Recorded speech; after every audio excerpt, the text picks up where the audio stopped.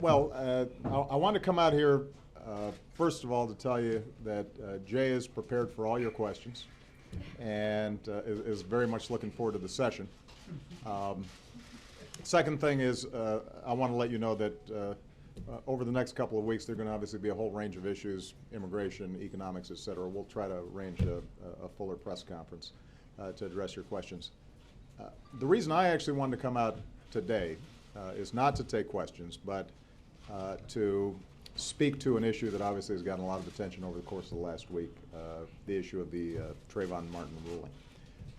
I gave a preliminary statement right after the ruling on Sunday, but watching the debate over the course of the last week, I thought it might be useful for me to expand on my thoughts a little bit.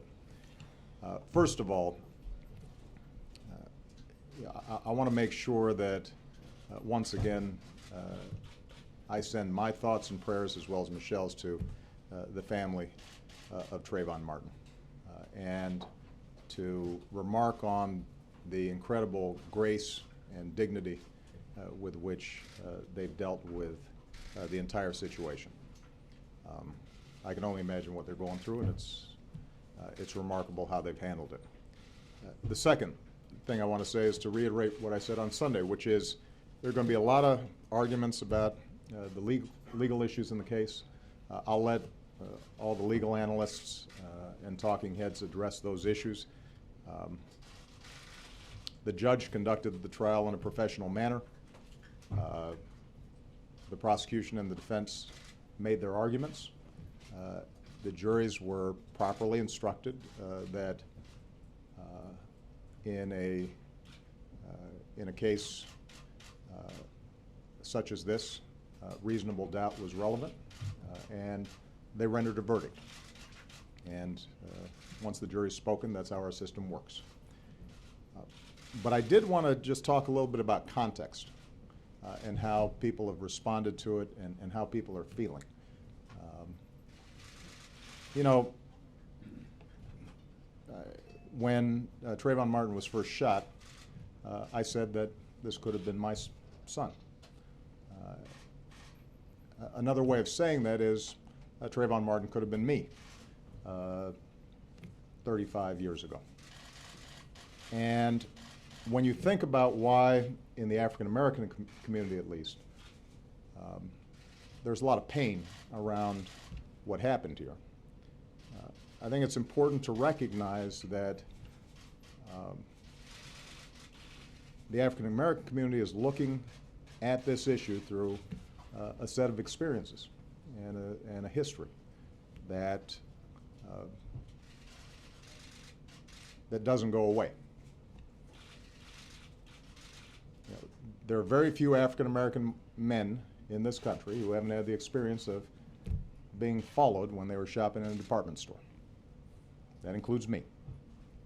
There are very, very few African American men who haven't had the experience of walking across the street and hearing the locks click on the doors of cars. That happens to me, at least before I was a senator.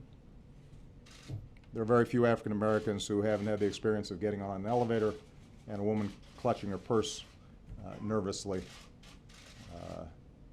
and holding her breath until she had a chance to get off. That happens often. And you know, I don't want to exaggerate this, but those sets of experiences inform how the African American community interprets what happened one night in Florida. And it's inescapable for people to bring those experiences to bear. The African American community is also knowledgeable that there is a history of racial disparities in the application of our criminal laws. Everything from the death penalty to enforcement of our drug laws. And that ends up having an impact in terms of how people interpret the case. Now, this isn't to say that the African American community is naive about the fact that African American young men are disproportionately involved in the criminal justice system, that they're disproportionately both victims and perpetrators of violence. It's not to make excuses for that fact, although black folks do interpret the reasons for that in a historical context. They understand that some of the violence that takes place in poor black neighborhoods around the country is born out of a very violent past in this country, and that the poverty and dysfunction that we see in those communities can be traced to a very difficult history. And so the fact that sometimes that's unacknowledged adds to the frustration. And the fact that a lot of African American boys are painted with a broad brush, and the excuse is given, well, there are these statistics out there that show that African American boys are more violent. Using that as an excuse to then see sons treated differently causes pain. I think the African American community is also not naive in understanding that statistically, somebody like Trayvon Martin was probably statistically more likely to be shot by a peer than he was by somebody else. So folks understand the challenges that exist for African American boys. But they get frustrated, I think, if they feel that there's no context for it, and that context is being denied. And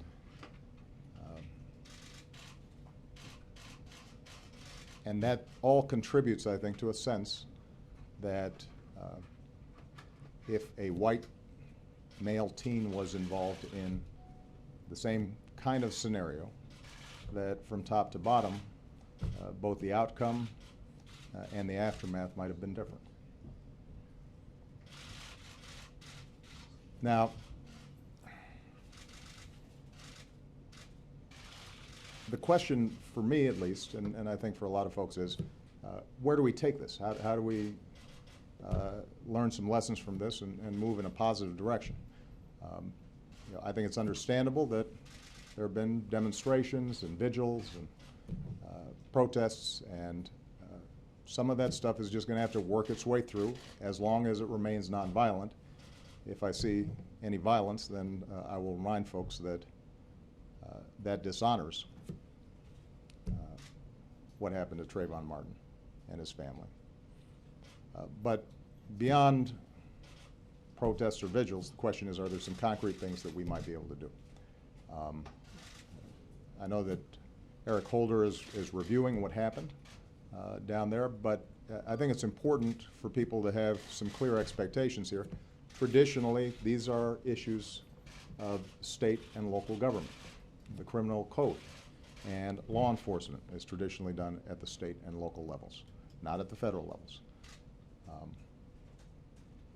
That doesn't mean, though, that as a nation, we can't do some things that I think would be productive. So let me just give a couple of specifics that I'm still bouncing around with my staff. So we're not rolling out some 5-point plan, but some areas where I think all of us could potentially focus. Number one, precisely because law enforcement is often determined at the state and local level, I think it would be productive for the Justice Department, governors, mayors, to work with law enforcement about training at the state and local levels in order to reduce the kind of mistrust in the system that sometimes currently exists.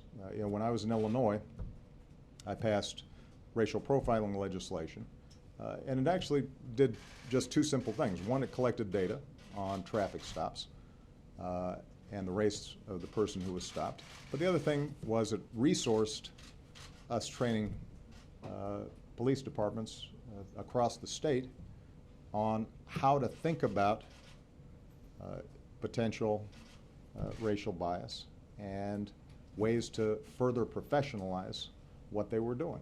And initially, the police departments across the state were resistant, but actually they came to recognize that if it was done in a fair, straightforward way, that it would allow them to do their jobs better, and communities would have more confidence in them, and in turn be more helpful in applying the law. And obviously law enforcement's got a very tough job.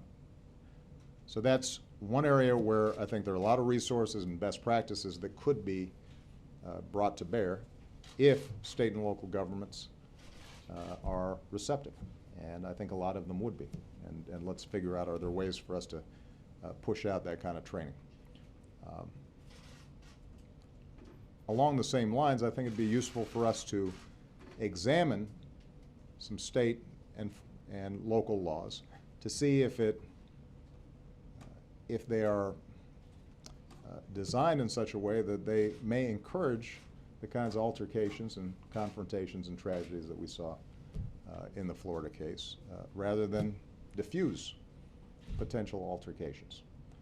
I know that there's been commentary about the fact that the stand your ground laws in Florida were not used as a defense in the case. On the other hand, if we're sending a message as a society in our communities that someone who is armed potentially has the right to use those firearms, even if there's a way for them to exit from a situation, is that really going to be contributing to the kind of peace and security and order that we'd like to see? And for those who resist that idea that we should think about something like these stand your ground laws, I just ask people to consider, if Trayvon Martin was of age and armed, could he have stood his ground on that sidewalk? And do we actually think that he would have been justified in shooting Mr. Zimmerman, who had followed him in a car, because he felt threatened? And if the answer to that question is at least ambiguous, then it seems to me that we might want to examine those kinds of laws.